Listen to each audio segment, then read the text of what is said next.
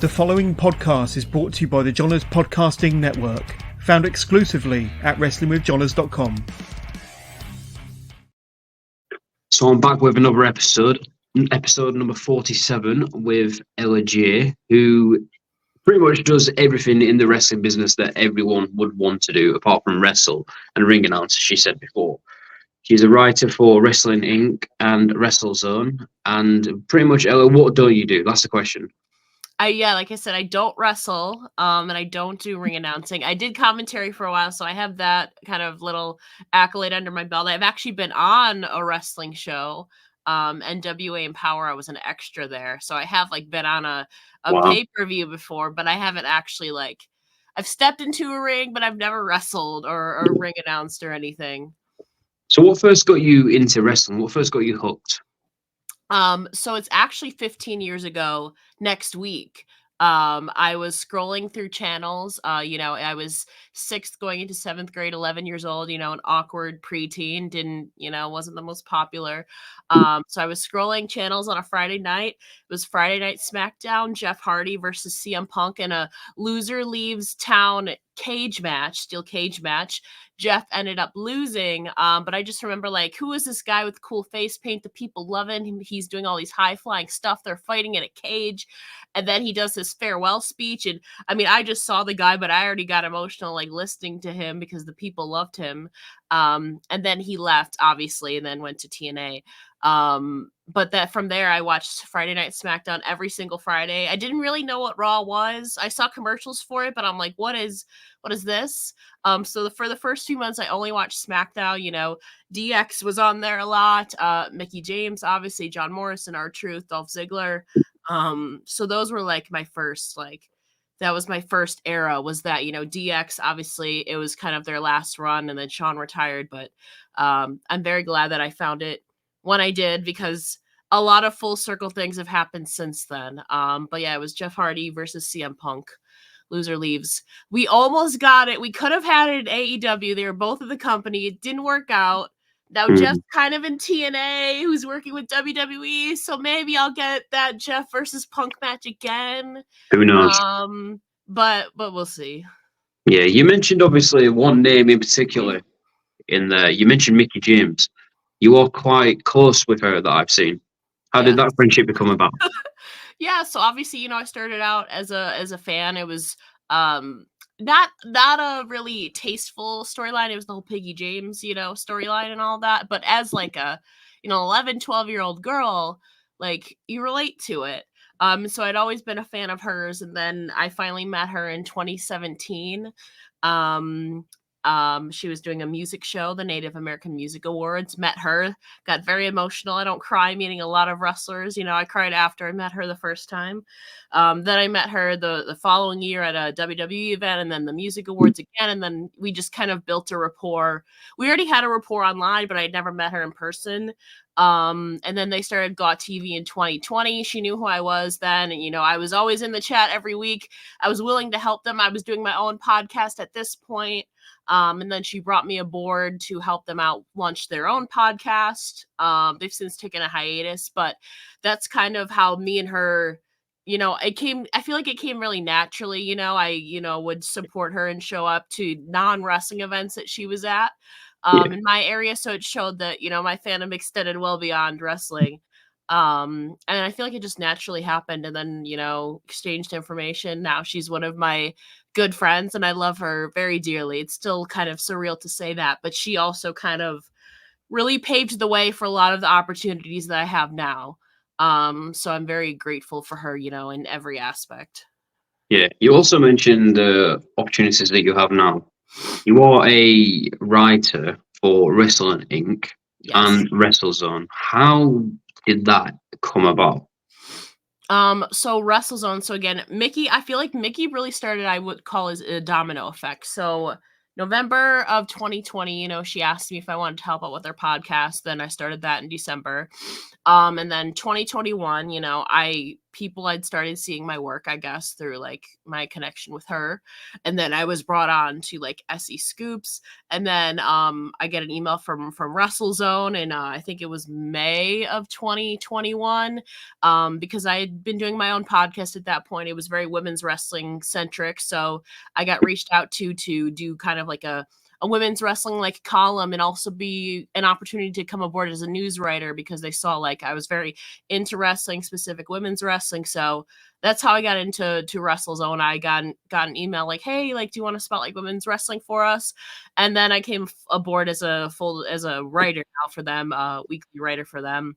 And then I had other opportunities in between, but then Wrestling Inc. came about in 2022. I was looking to go full time. A lot of people work shoot jobs with wrestling. I was doing that for probably like a year and a half, 2 years. And I was like, this is like, I want to be full time, but I want that financial stability. So Wrestling Inc. had an opening in the summer of 2022 that I saw. I applied, and then I came aboard. And so that kind of filled what would have been my shoot job to make wrestling then full time. That, and then I had WrestleZone and SE Scoops and like my commentary work and all that. So that kind of filled what my shoot job was doing. And I'm still there almost. It'll be 2 years in October at Wrestling Inc. Is this your full-time gig, Yes. wrestling? Yes, wrestling is my full-time gig between interviews, writing. I occasionally travel for content, like I was just at SummerSlam covering for SE Scoops. So yes, it is my full-time job now. A lot of different titles. Wow. So what's some of the opportunities that you've had that you've been like, wow, I'm so lucky through the connections that you've got? I feel like the biggest one started off at Royal Rumble 2023, because that came together very kind of last minute. I was planning just to go as a fan, but then people were convincing me like, reach out to see if they'll bring you aboard. And then literally like 3 days before, I got confirmation that I got in as media. And so I had never done it before. I had no idea what I was doing. Got invited to like the media row and the press conference. So that was something that really pushed me out of my comfort zone, interviewing the WWE superstars. I'd never done a media weekend on site for WWE or any company really besides NWA at that point. So luckily I had a lot of good media friends on site who were willing to help me out.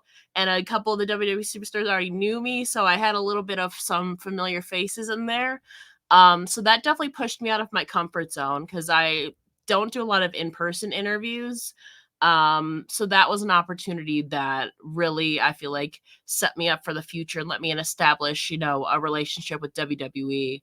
And also, build up my confidence that like I can do this, Yeah. Other than interviewing, what else is your like passion? What are you into? Like, whether that's a TV show, whether that's traveling, what else takes your time up apart from wrestling?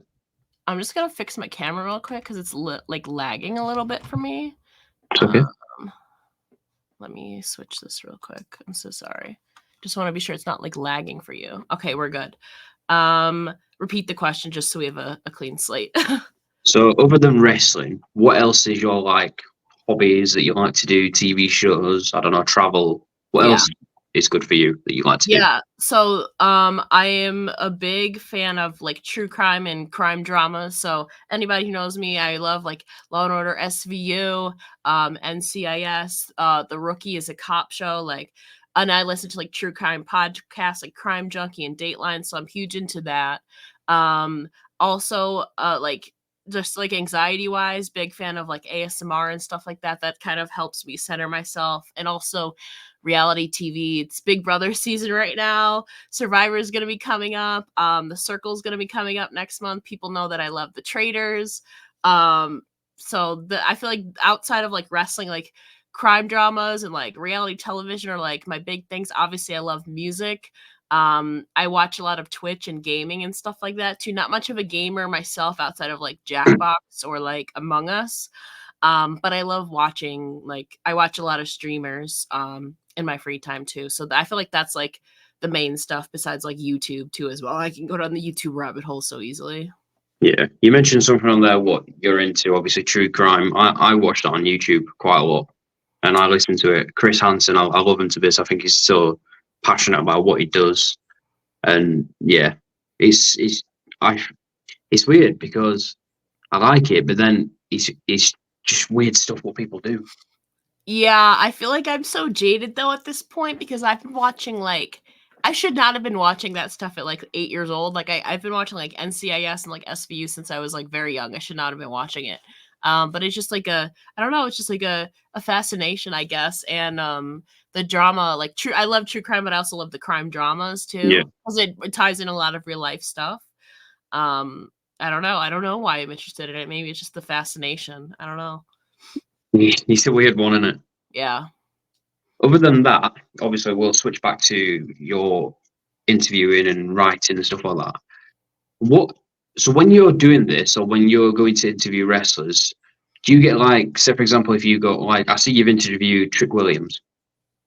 Obviously, when you know you're going to be interviewing Trick, do you get a bit nervous? Do you get what's the feelings going behind it that you know that you're like a couple of minutes away from interviewing a big name? So yeah, it's definitely different when it's like with like I do a lot I feel like most of my stuff is like indie people, but there you have more creative freedom, so you can kind of feel free to ask whatever, whereas if it's like a AEW, WWE, like TNA, you can ask things, but you also can't ask certain things. You're also there Yeah. to do a job, whether it's to promote like an upcoming show they have or an upcoming pay-per-view. So you have to skew a little bit of it, towards like advertising and promoting the product and stuff like that. So the way I prepare for those is definitely different than like the independent interviews where I have more freedom. But yeah, of course I get nervous before a lot of interviews. I like, especially in person, like at SummerSlam was very, very nervous, but I feel like once that camera like comes on, for some reason it just like goes away and it feels so natural, especially if you like are matching the person's energy. Obviously Yeah. not everybody is a great interview, and people will attest to that. Not every interview is going to be fantastic just based on the guest's mood or how they're feeling that day and stuff like that. So you try your best, but most of the time you can get a feel for a person's energy, like, and you try to match that and bounce off and make it fun, and then it just kind of flows from there naturally. Obviously you come in with some prepared questions, but also like you have to be open, to steering in a different direction. If they bring up like something fun, have a back and forth conversation, go with the flow, don't have like your questions, like dictate, a certain order. Be open to having it be more natural and bouncing off if they say something funny, or whatever. So I definitely get nervous, but I feel like once you're actually there, it kind of just like subsides and you're in the zone. Yeah. Who's been your favorite person to interview, whether that's been indie, wrestling, like WWE, AEW, NWA? Who's been your favorite? Deonna Purrazzo I've interviewed, I think like 7 or 8 times. And I love her, she has a great energy. I know her so well that at this point I don't have to do much research because I already know so much about her and I keep updated on her career. It's been a hot minute since I've interviewed her. She's signed with AEW now. But she is always a fun one. And like she's just a great person overall. Obviously Mickie is always fun because again, she's also one that I don't have to do much research for, because I know her so well and I know what she's doing and all of that. Recently, Rhea Ripley, I just recently interviewed Rhea Ripley. She had a really great energy. We got to bond over our love for The Miz and her, like, being a fan of him growing up and now working with him.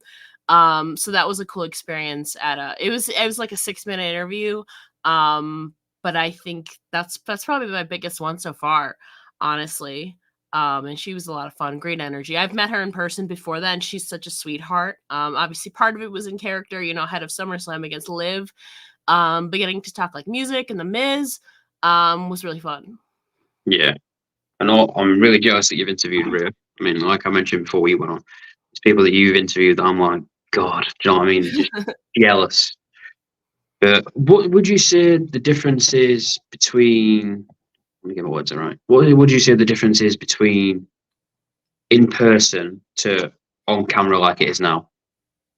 Obviously time. I obviously like you can set up in-person interviews with people like a Chris Van Fleet does, but I don't have the money to, to travel every week to be able to do that. So his platform is amazing. He's built up the relationships and his empire to where he can do that. But most of the time the in-person interviews for me are relatively short. You maybe have anywhere between 2 to 10 minutes, depending. Most of the time, it's probably like 3 to 5. So that's where the difference is. You got to prioritize, your time most of the time, because they're in a row. It's not like you just interviewing them most of the time. So definitely prioritizing your questions, but also it's a greater opportunity to build an in-person rapport with the person. Physically shaking their hand. You get to laugh in person. You're taking in the environment around you. It's definitely I feel like more beneficial to if you want to build a rapport with somebody. Whereas online, I feel like honestly I prefer. It's so weird though. I say that, but I feel like I prefer like over the camera, because also then you have more accessibility, because again, we all can't travel like every day or every week to go out and try and get these like in-person interviews. So I feel like though I love like Zoom and StreamYard, because I've interviewed people from Australia.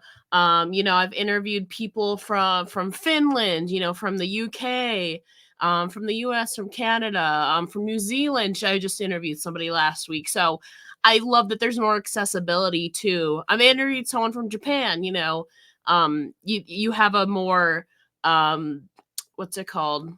More opportunities to interview people from a wider scale, wider ranging talents that you could potentially interview. Yeah, I see what you mean, and I'm one of them as well. So most of the guests I've interviewed have been from Japan, Australia, America. For you, you're in Buffalo. I'm in England. Do you know what I mean? Yes. It's Yes. always you've got to try and benefit for the time difference, and you've got to try and work for both of us. And it's like you today, it's 11 where you are. It's now 4 Yeah. where I am. It's got to. I feel like when you're interviewing people like this, it's got to benefit both of us, and that's 100%.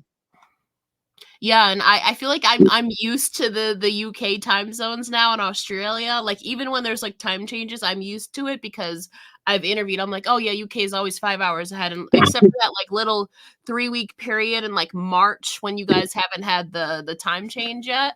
Like I'm just used to it now. I like know it off my hand. Sometimes I have to Google for like other stuff if like Japan was new to me a couple weeks ago. But I feel like it's sad that I've interviewed so many people from the UK that like I've gotten the time zone down without even like looking.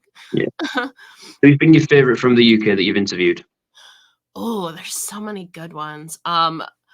First one, I mean, Nightshade is always like, well, she's one of my good friends and I love her dearly. Amira also, she's been killing it lately.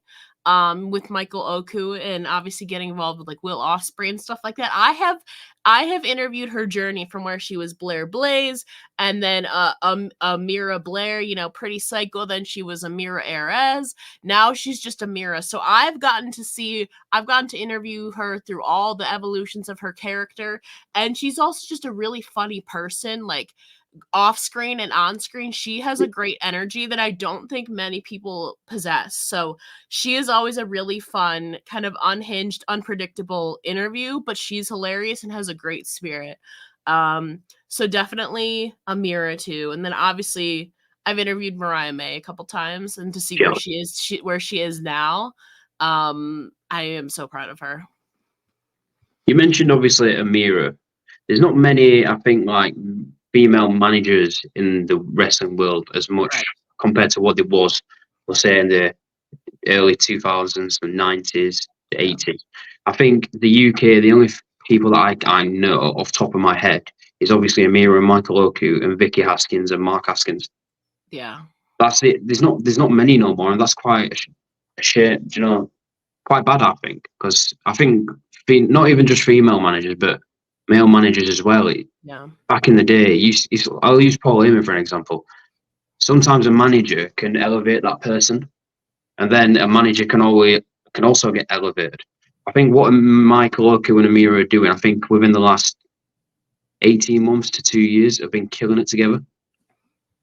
And now they're reportedly going to be signing with AEW. Again, it's so cool. You get to interview people, on their way up, and then their hard work pays off and you get to see it happen in real time. I've literally been following Amira since before she officially even started wrestling. She was just a trainee at that point. And to see where she is now, there are multiple name changes, a little bit of a gimmick changes. I'm so happy for her. Yeah, Amira's unbelievable, and so is Michael. And if the rumors are true that they do go to AEW, kudos to them because they deserve it. Absolutely. So, obviously, I've got another question. What is the difference between WrestleZone when you do the podcast, like the interview with the wrestlers, to the ones that you have on your own specific YouTube channel? What is the difference? So for WrestleZone, most of them are centered around my column that's called Women's Wrestling Wrap Up. So most of the time I'll be interviewing women on the independent wrestling scene. Obviously there's been some opportunities like I interviewed Vinny Pacifico, he reached out to me for it, obviously, he's doing his own thing. Or actually today I'm going to be interviewing somebody who works with TNA who recently filmed a short film with Killer Kelly. So sometimes I have people reach out to me for interviews. So most of it is, women centric, but sometimes I have people reach out to me for interviews and I'll interview some of the guys. For my podcast, it started out, I did 4 years of it, 2019 to 2023, where it was almost exclusively kind of the same thing. A lot of women on the independent scene. I had some TNA interviews in there too. I did people like in ring announcing and content creation, but I would say like 90% of it was also similar to that. So it's kind of the same now. But I've broadened it a little bit to where I'll do like prediction shows. And like, speaking of like branching out, we were talking about reality television. I don't know when this is going to be coming out, but this week I'm going to be releasing an interview with Dan Giesling, who won Big Brother 10, and he was on Big Brother 14, but he's also a big wrestling fan. So in my podcast, I've kind of broadened it a little bit, to bring in some new guests and stuff like that. But obviously I'm still doing a lot of, interviews with women from the independent scene. So it's kind of just the same, just the one I get paid for. The other is just kind of, a passion project of mine. That's really the biggest difference, I would say. But honestly, a lot of it is the same. I approach it the same, interviews the same. WrestleZone, I'm very grateful. They give me a lot of creative freedom with questions and guests and stuff like that. The only difference is that it's paid. That's really the only difference, honestly. Awesome. So you mentioned obviously the guests and stuff like that. I feel like with mine, I did like loads of wrestlers for about 12 months, and then all of a sudden recently I've been doing like people whose fans, like yourself, you're not just you do media and stuff like that. Yeah. So I'm trying to branch out, to do like a mix of stuff. Like I had Muscle Man Malcolm on. It's like this week, because I work 4 on 4 off. This last 5 days, it's been hectic. I had Muscle Man Malcolm, then I had Priscilla Fatu, then I've had you, then I did one with Tom Talks Rubbish last night. Then I did one like I was on a guest with someone from Canada, and then New York, and then Los Angeles, California. So it's like trying to get the time difference. It was like 3 a.m. for me in the morning, but it's one of them. If you want to do it, you've got to put in the grind for it. Do you know what I mean? I've done super early. I haven't done 3 a.m. I've done midnight and I've done 5 a.m., but I've never done 3 a.m. But I get it, time differences. I've done some late night interviews. I've also done some very early morning interviews. Yeah, again, it just comes down to a passion project. Also, Muscle Man Malcolm, one of my best friends, absolutely loved him. We traveled together at SummerSlam last year. So he was my travel partner last year. And I work with him, all the time, and talk to him on a weekly basis. He's great. I can't wait to see that interview. He's a great guy. Yeah. Honestly, I love him to bits because he helped me out. I reached out to him back in June, and was it June? Yeah, June. Like obviously with me, it's like I did with you. Big fan of your work. I've got this. Presented my pitch. It's like a little sales in it. You do it. Yes. Come on, I'll send you my work. And then he's like, yeah, that's fine. Just not at the moment because he's busy. He's got stuff going on. I was like, yeah, perfectly cool. I said, I'll reach out in a month. Hope everything's all right. And then I did that. And then I sent him my schedule, worked around that, time difference, worked it, bang, sent him the link. And then here we are, like we are with you. So, yeah, unbelievable. And Zilla Fatu, man, love him to bits. He has got a good future ahead of him. I agree. Real great future ahead of him. What he's done within a year of being in the business. In fact, in the last month, Yeah. two-time champion, wrestling and House of Glory crown jewel. Unbelievable guy. So I'm very grateful for the podcast that I've had and the people that I have had on. And it's like having you on today. It's good to hear other people's stories, not just, like their wrestling journey. Obviously, we're all wrestling fans. That's why we do it. But it's also good to hear like how you started, like you mentioned before we went on. And you've also been an extra for NWA, so let's talk about that one. Yeah, NWA Empower 3 years ago this month. Obviously, if you couldn't put two and two together, it came together with Mickie. She was obviously spearheading that pay-per-view. And then so me, and my good friend Samira. Are you frozen? Oh, I think it's okay. It looked frozen. So me and my good friend Samira, she's also in the wrestling media space, although she's kind of changed course. She does ring announcing and commentary for independent promotions, so she's like kind of like actually at the shows and stuff. So we were there doing interviews, preparing for the show. And then Mickie, so I was with like Samira DS from Ring the Bell, his crew and stuff like that. So he gets a text from Gail Kim and was like, do you guys want to be like extras in Melina's paparazzi? She's like, can you like gather like 4 people? And we're like, yeah. And then so Mickie then texts me. And then so we rush back. It's literally like a couple hours before the show. So we rush back to our hotel to try and because they wanted us to wear all black. I was already wearing all black, so I was fine. Right. So then we rush back to our hotel. Samira is changed and she realized she doesn't have a black shirt. So on our way back, we have to stop at a Rainbow, which is like kind of an affordable clothing store in the US. So we quickly went to Rainbow and then we rushed back. And then we had a whole like actual like Mickie ran us through what they wanted us to do for Melina's entrance. And then we had like a couple hours where we practiced our formation and like snapping the cameras, taking, practice shots like that. And then we knew our cue. We knew when we were going to go.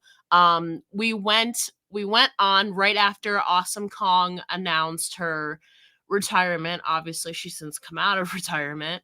But our cue was when Awesome Kong came out. So the 4 of us then went backstage, and we're there and like Deanna's about to wrestle Melina and you just see, I've never been like backstage before like that. So you just see like Deanna getting in her like zone before she goes out. And it was really cool to see, their pre-match routine. You see Melina like in the corner stretch and getting herself into the zone. And then obviously we went on, the lights went out before Melina's music started. We got in our formation and then we snapped our photos and then we were part of Melina's paparazzi entrance. And so that was really cool. And then a month later, I got to write an article in PWI, Pro Wrestling Illustrated, about the event. So that was really fun. So you've had so much opportunities within the wrestling world in such a short span of time. Yeah, and at that point, I had only been in the media space for 2 years. At that point, I was very still early. I was only doing my podcast. Maybe was at WrestleZone and SC Scoops a couple months. But obviously, like again, Mickie, gave me an opportunity, and put it together, and also that.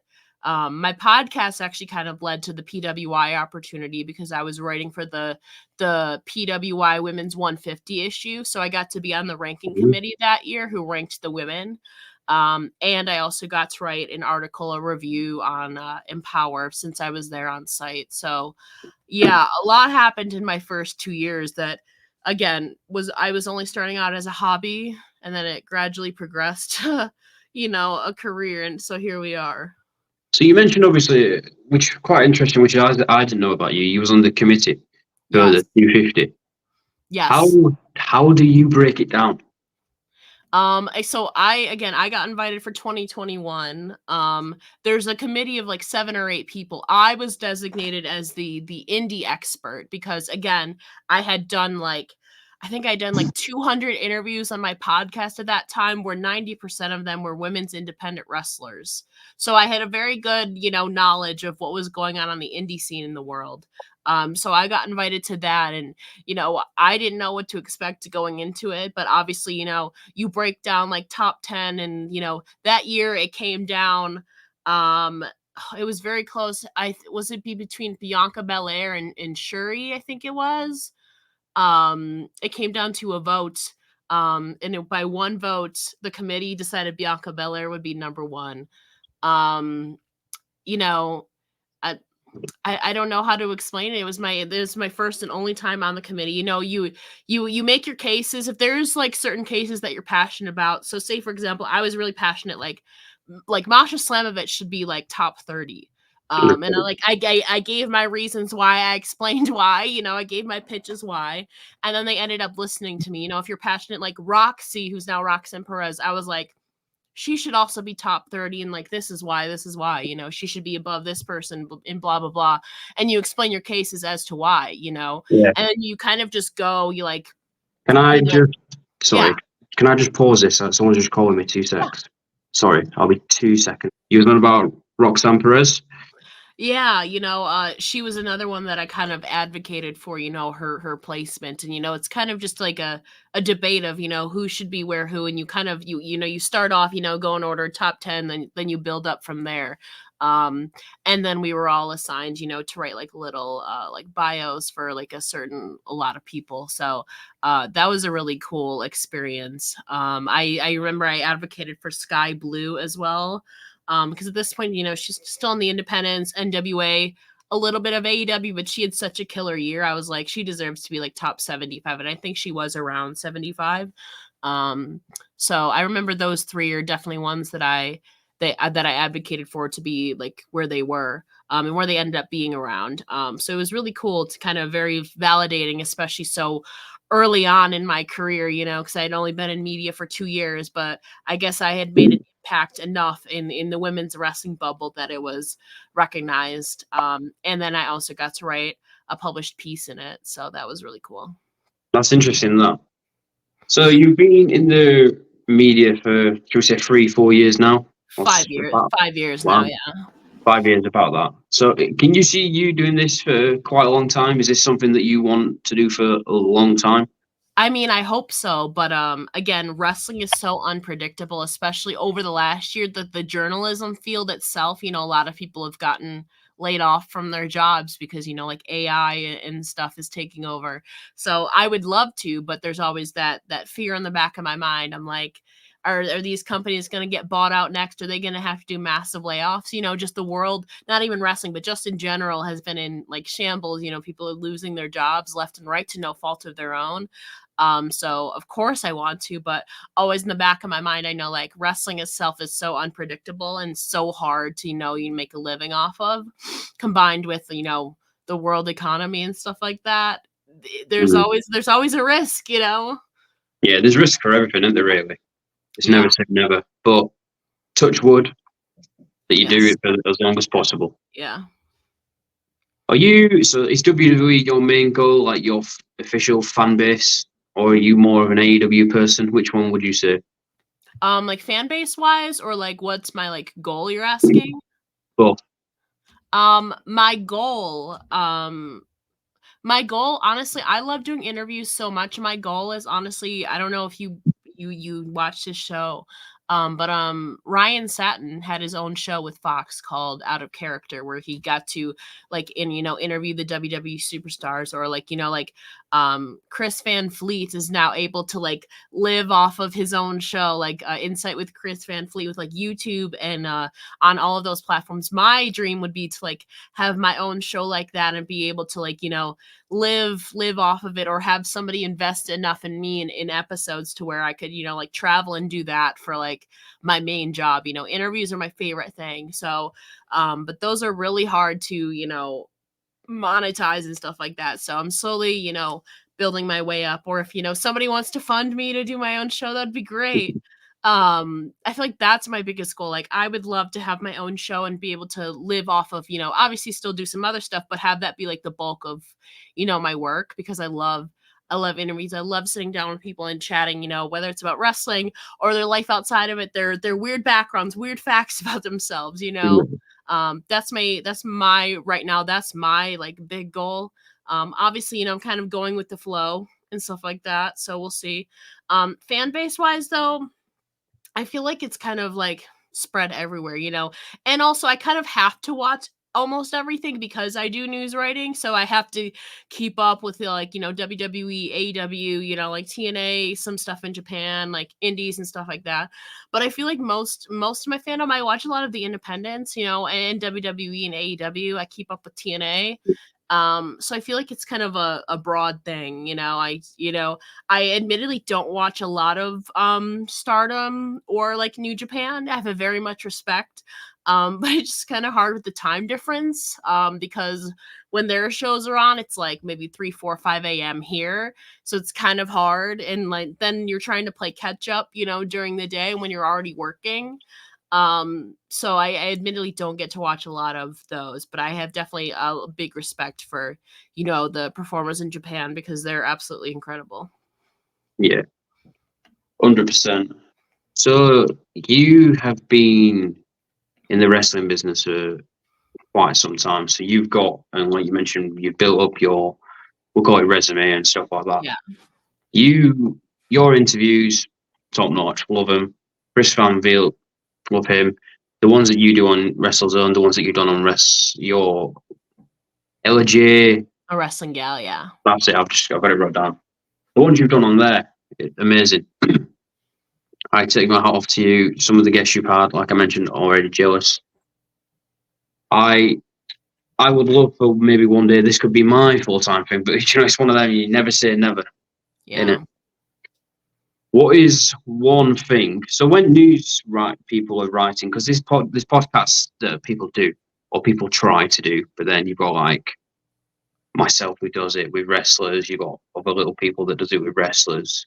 How does like news people get an interview that goes up from a certain wrestler? How do people see it? Do you mean how do they coordinate it, or? Like, so say for example, I've done a few interviews up on my channel. I think I've done over 50. Say for example, how would a news person from you, like how would it get promoted on a news site? Yeah. How do you guys pick like little bits to put out, or how do you watch a full episode, or how do people?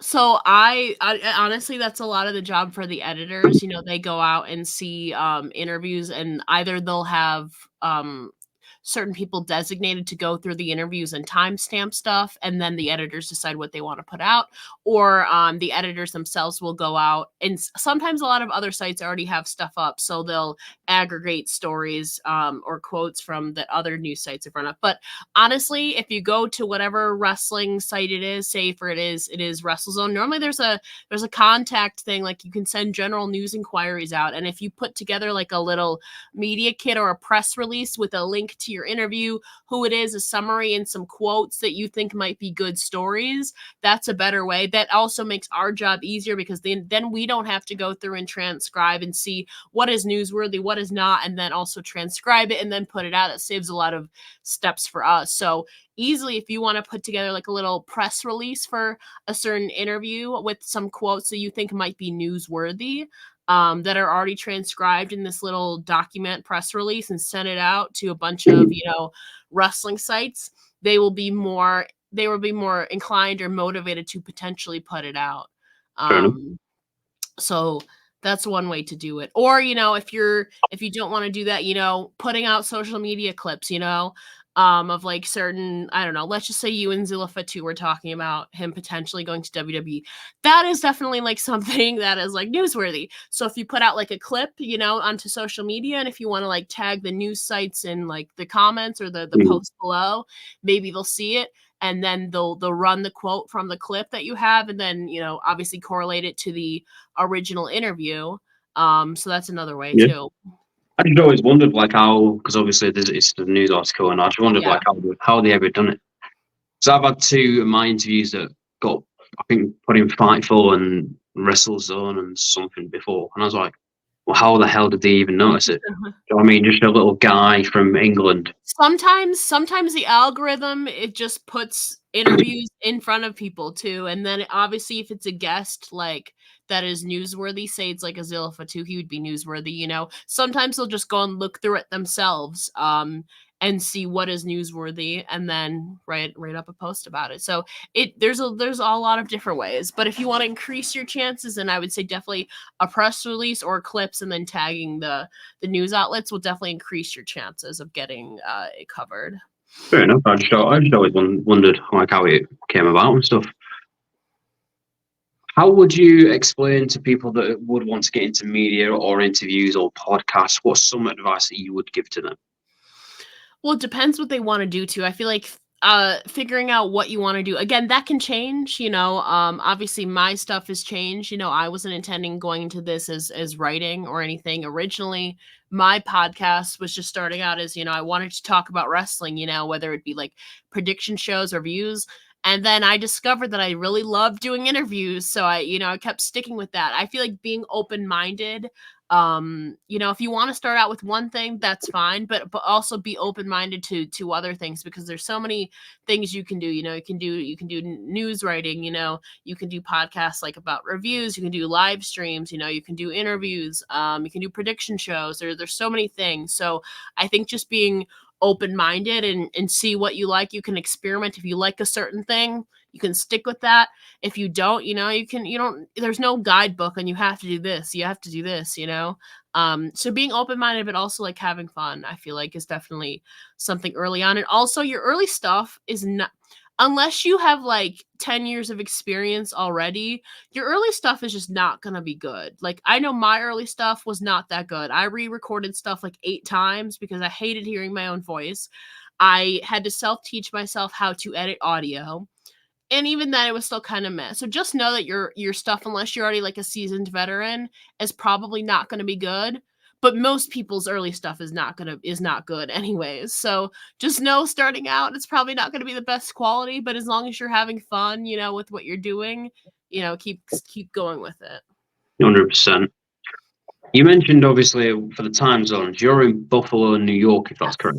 Yes. What is it like growing up in New York? I call it bipolar Buffalo because the weather. I don't know if you've seen, but especially during the winter, we've gotten some snowstorms. Was it the Christmas of 2022? We had a blizzard that spanned at least 10 days. So a lot of people were without power. There was like 8 feet of snow. We had to go outside of my house like 4 times within a 3-day span to shovel. It was awful. But with that being said, I prefer the cold over the hot any day. Um, I don't do well in heat. Summer is not my vibe. Once we get to fall, winter, I'm great. So I would rather have my blizzard than 100 degrees, humidity with all the bugs. So me personally, I'm just used to it. I also feel like growing up in Buffalo makes you tougher, especially in the winter. So I'm kind of grateful for it in a way. But I always wonder, like, how would I be if I lived somewhere else? I feel like Buffalo just makes us tough. And also, like, our football team sucked for many years, so we had to toughen up. We were so used to disappointment, you know. But you know, it built up our stamina, I feel like. But you know, I love, you know, I love the people where I live. I love my neighborhood.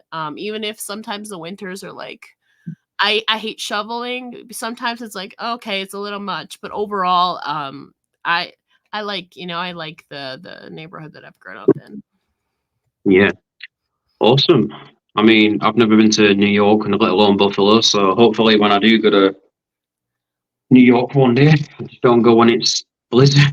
So I just want to clarify that New York City. So when obviously when you say you're from New York, people assume probably New York City. I assume I am literally 6.5, 7 hours away from New York City. That's how big New York State is. I am the complete opposite side. I am about 15 minutes from Canada. Actually, I'm way closer to Canada um, than New York City. Jesus. So I'm about 25 minutes from Niagara Falls. if that helps you. It's complete opposite side of New York City. So just want to clarify, because when people say you're from New York, they assume the city. Like, no, I'm 7 hours away from the city. That's crazy. With your experience in writing and interviewing, have you had any opportunities that have brought you to go abroad doing that? Oh gosh, I wish. I mean, I mean, Canada is right there, so like that's not really broad. That doesn't count. But you know, I've obviously, like, I have friends from the UK that are like, if you're ever here, like, you can stay with me. Like, I have had offers, you know, to stay with people in the UK and Australia because I have so many friends over there. But it's also just like those flights are expensive. So I have had some informal, you know, like, you should come over here, like, we would love to have you and all that. But it's also like travel is expensive. And I maybe only get to travel, I don't know, 1, 2, 3 times a year, 2 to 3 times a year, depending. Um, so man, I'd have to save up for that. I would love, obviously, to go abroad. Like, that's a dream. Like, the UK, I have so many friends over there. Australia, I feel like, is number one, but also, like, flights are crazy expensive with Especially to money Australia. that I don't have. So Especially to Australia. so yes, there's been some opportunities, but getting there is a whole. And I also don't have a passport yet, so that's another, like, I know I don't travel though. I don't, you know, I don't really have to, you know, and I can go into Canada easily. It's different here. I can go into Canada with just an enhanced ID. Where I live, I don't need a passport for that. So it's different. It's not like I've had to travel out of the country. Couldn't afford to. So, like, why do I need a passport right now? I really need to get one, but I know I can't afford it. So it's like, why do I need a passport? You know? That's crazy. You need to get a passport. I know. You've got people, like you mentioned, you've got friends all over the globe. I know.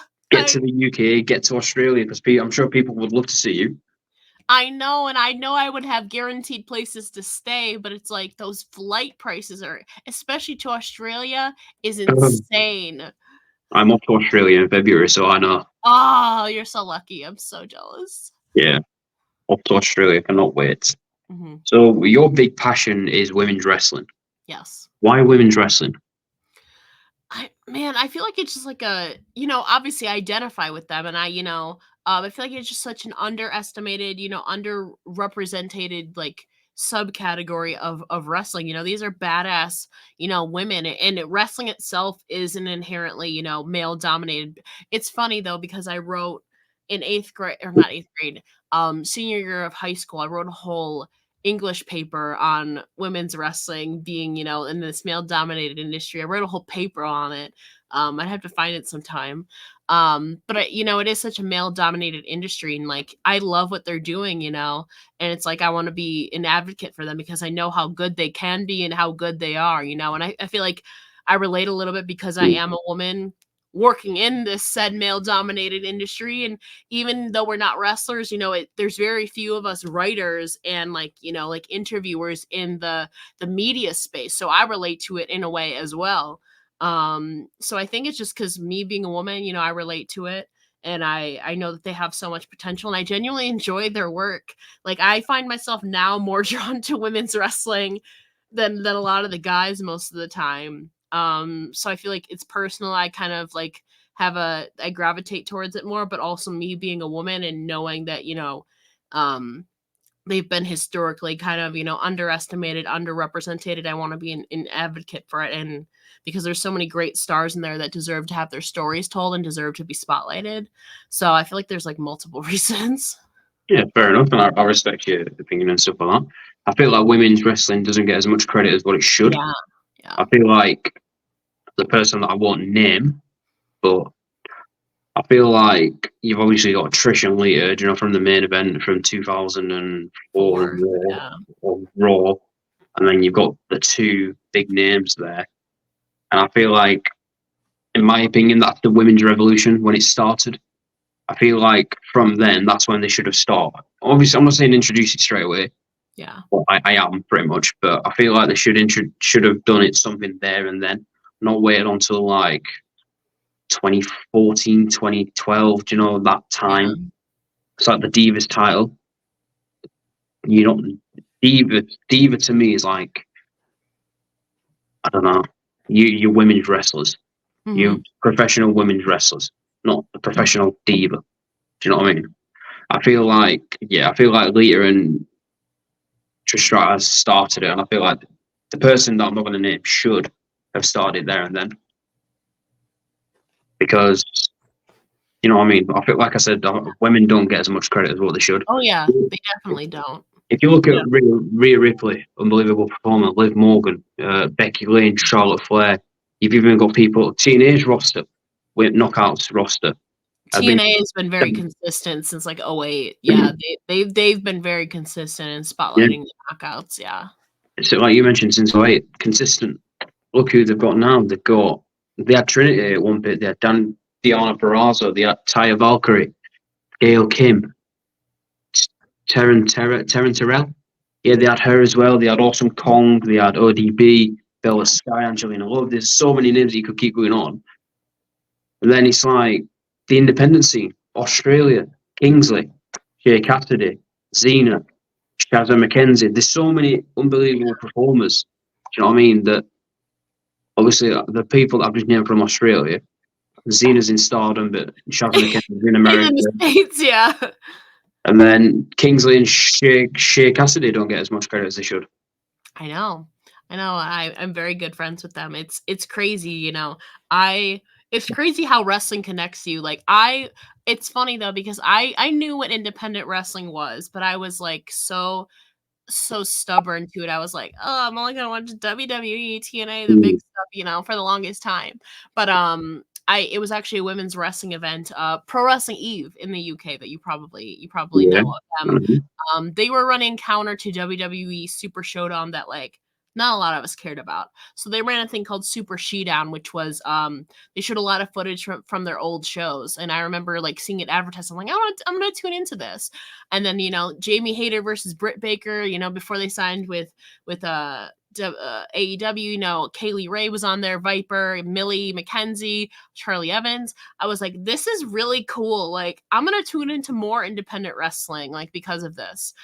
So actually it was a women's independent wrestling promotion, which got me into independent wrestling too as well, that really opened my eyes up to it. And now like almost not exclusively, but most of my interviews now are more, you know, women on the independents because of, you know, Pro Wrestling Eve. And, you know, that's how I just discovered a lot of the girls from Australia. You know, I was following a lot of women independent wrestlers.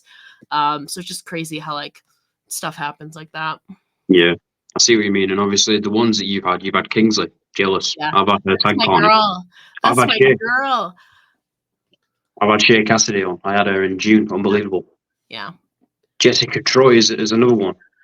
Jessica, how Jessica is not signed anywhere is beyond me. Because to me, I mean, granted, I'm biased, but a lot of people, I agree, she's like kind of the face of Australia. Like, she is carrying Australia on her back, to me, honestly. You know, she really is the face for that. You know, she's the PWA heavyweight champion, for crying out loud. You know, that's historically a men's title, and now here she is defending it consistently. You know, she won it back in October, so it's been almost a year since she's held it now, 10 months. I love her. She's such a sweetheart too, and she really has the whole package. So I love Jessica as well. Yeah, you mentioned Charlie Evans. She's another one. You've got Lena Cross, who's currently in the UK. She's got the look as well. Lena's been to Japan. She was recently in the United States in like June. Now she's in the UK, and then obviously still in Australia. So Lena has also been expanding her name out too. You know, Australia is such a concentrated bubble. You know, which is why people like Shazza, you know, kind of moved over to establish her name more. You know, there's only so much you can do in Australia. You know, Charlie's been over to the UK, the US, Japan, Australia, and now Lena's doing the same thing. And so I'm so glad that a lot of them have the opportunity to expand out and establish their name, because I already know them, but a lot of people don't, you know, but them expanding out, more people are going to know their name then. 100%. And the people that we've named, unbelievable. Jessica Troy, Lena Cross, even Charlie Evans and Shazza and Shea and Kingsley. There's Rita Stone.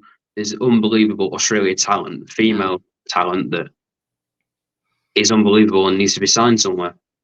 Yeah, Well, one of them has gotten signed.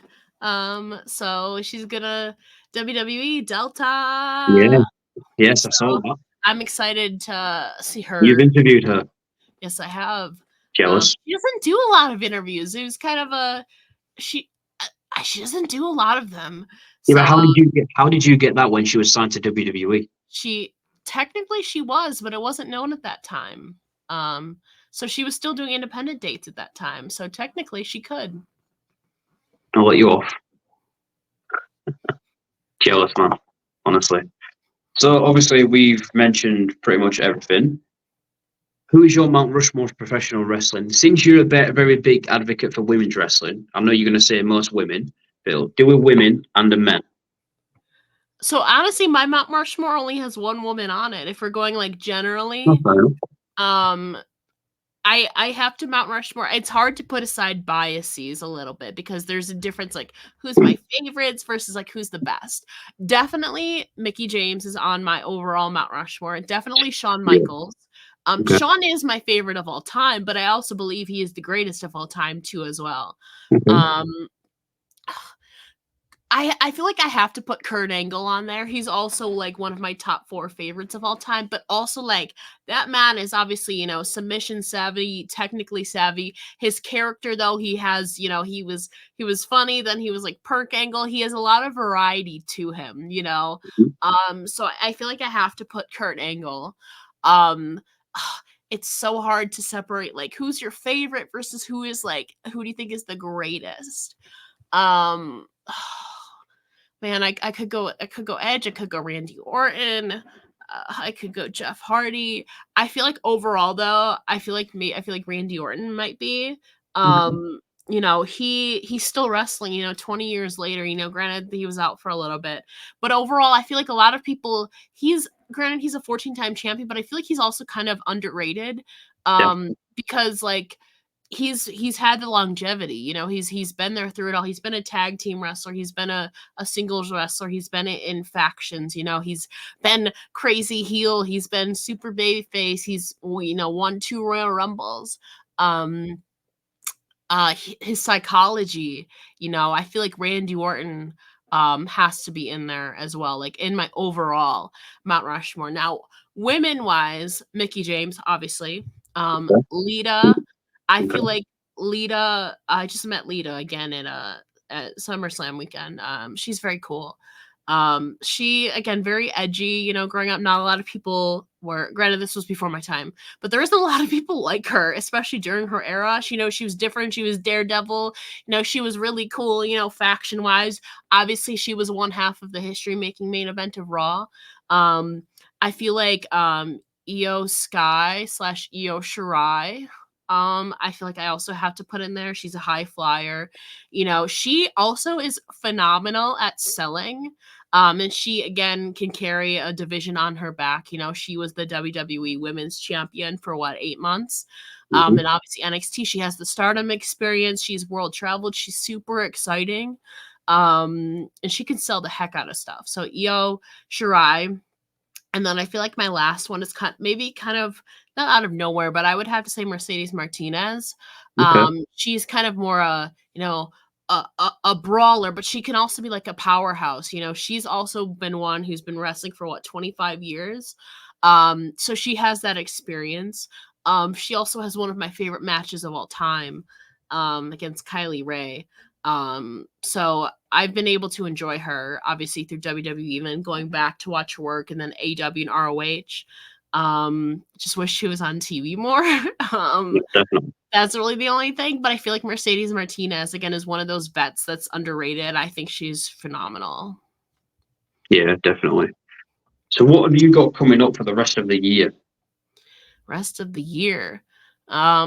I mean, I'm gonna be doing more interviews, obviously. I'm planning to travel. If we're talking wrestling wise, I will be at WrestleCade the day after Thanksgiving. I'll be in Winston-Salem. It's a 3-day convention that Friday, Saturday, Sunday after Thanksgiving in the US here. And there'll be some wrestling. So this will be my first time at WrestleCade. So I'm excited for that. I mean, I have some concerts coming up, but those aren't really wrestling related. Rest of the year, yeah, I mean, I'm just pretty much chilling, not planning to really travel after WrestleCade until probably after WrestleMania. I want to see John Cena wrestle at least once in person on his retirement tour. So that is my mission for 2025. I want to see John Cena wrestle at least once in person. So I don't know whether I'll be at SummerSlam or something, Money in the Bank next year. We'll see. But yeah, honestly, it's really keeping up with my work, and be putting out. Obviously, I would love to get some more interviews, with WWE, AEW, stuff like that. But concrete right now, just gonna keep doing my thing, my news writing, interviews, and I'll be at WrestleCade. So if you're there, what is it, November 29th through December 1st? I'll see you there. Definitely. What's an inspirational message from Ella J? Like just like life or like wrestling wise? You do you. Which one of the inspirational messages comes to mind? Something that multiple people have told me now, because I get a lot of anxiety. Control the controllable. And I'm still trying to, work this with myself. A lot of us are overthinkers, including myself, and maybe things don't go your way. But if you can't control it, there's not much you can do. But you can control the controllable, as a wise Mickie James and many others have repeatedly told me. Yeah, that's true. I like that one. Where can people find you? Easiest way is to find me on Twitter. I don't call it that other thing. Twitter.com/it's Ella J. Or you can go to Instagram.com _it's Ella J. My links, I have a link tree. It's called a milkshake. All of my links to my projects, podcasts, and writings are all there in one convenient place for you. Awesome. Thank you for coming on, Ella. I really do appreciate time. I've really loved chatting to you. Hopefully I'll get you on after the new year. Thank you. Again. No, thank you again. Take it easy. Have a good rest of your day.